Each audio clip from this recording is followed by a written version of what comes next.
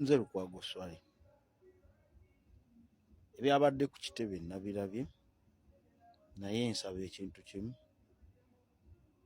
abo ba agent provocateur babasindise kubasoomooza balabe ensonga z'eggaali pulezidenti ze yagamba okukola zituuseewa.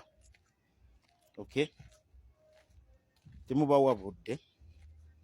Manyi wemba ntambula eyo nsanga nnyo Kakooza Mutale. Manyi waliwo ebiseera ebyo nga tubeere namasumbi eyo, kati nga Kakooza Mutale muba mugenda mu kibuga, twayitangawo Nakasajja atugenda eGayaaza, musanga apakinze kabaasa akayero, muvamu abavubuka nga buli we tugenda mu kalulu nga bakuba abantu emigo. But I've lived to witness Kakooza Mutale ntera okukusanga awo ku Kawempetura Road ng'oli mu jjaamu, ng'ovuga ka pickup ko kasigalako mu Kalakaasa. You are nothing before the Buyiringu. They used you and they dropped you. Kakooza Mutale, Buyiringu gwe Kakooza Mutale. Oli awo osabiriza na busabiriza Kakooza Mutale. No, n'akayiringu terrorist Muhoozi Kainerugaba kakunoonya kukukwata anytime from now. I've got that information. But they used you okukola ebintu Sipapa bye yali akola. I've lived to witness Sipapa najja weka mukyana bamasasi ku kitebe n'akola effujjo abbya abantu. Ne bamusindikira Nalweyisa amusibe. Ne bakozesa full figure.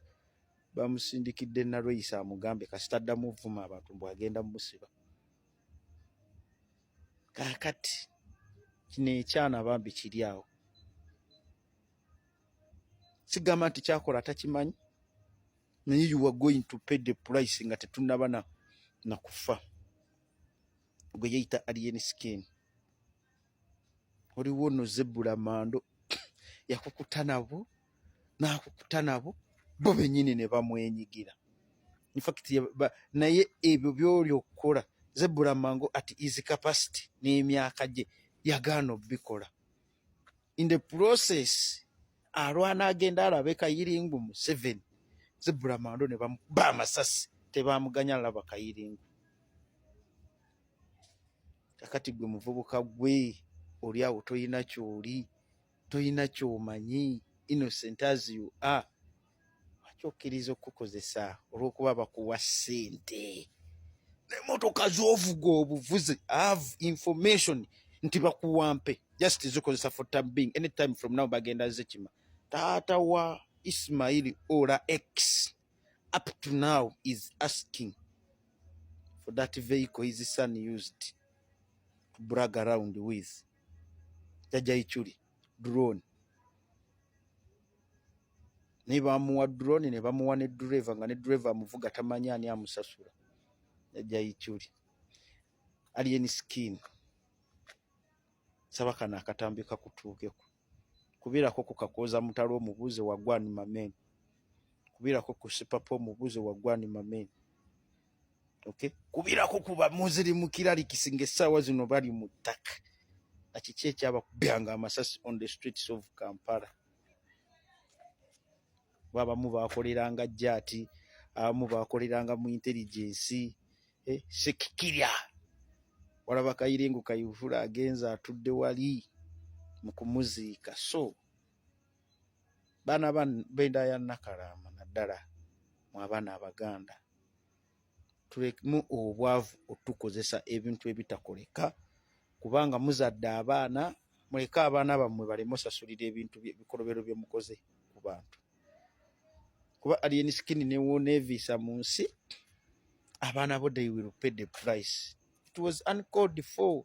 Iga wagenda n'ozannyira wano ku institution emu tewaliwo yajja kukutaasa. Paka mbu bwe mwagenda ne mwetondera Abakatoliki.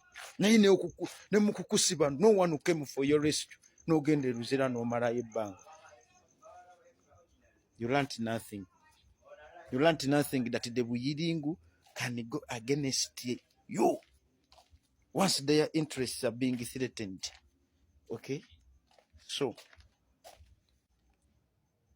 baganda bange munuupu, temukkiriza to be coerced into state organized violence.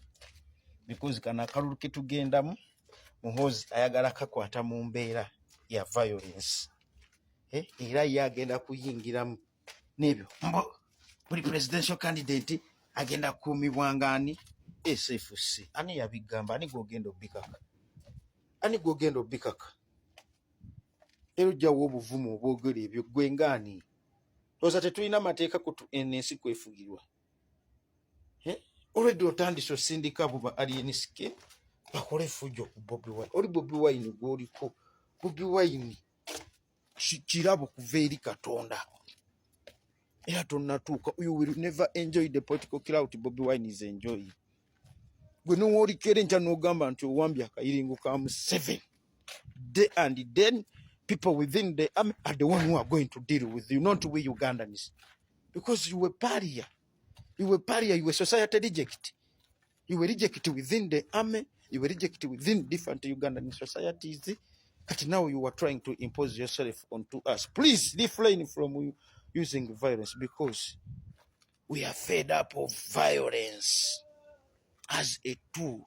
Your family members, your father, use to link onto power, to capture power, to consolidate power.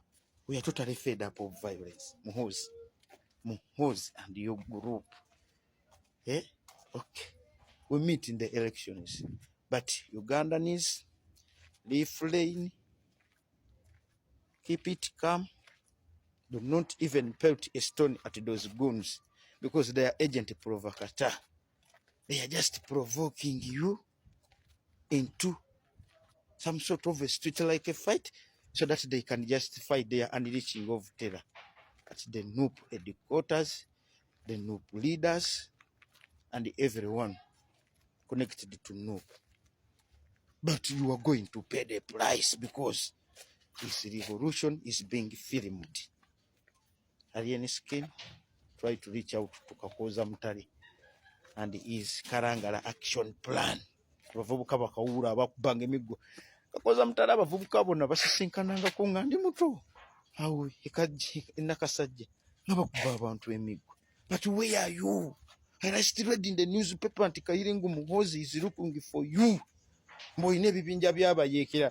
But it doesn't know nti ebyo ebibinja byagamba ebyabayeekera kitaawe yakuwanga ssente obitendeke era obikozesa okuzanya kati emirimu gyawadde bano abaana ba Alien Skin. They learnt nothing and forget nothing.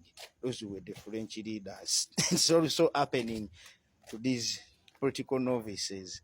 I rest my case. I'm Mr. Lukwago Swali. Thank you, my people.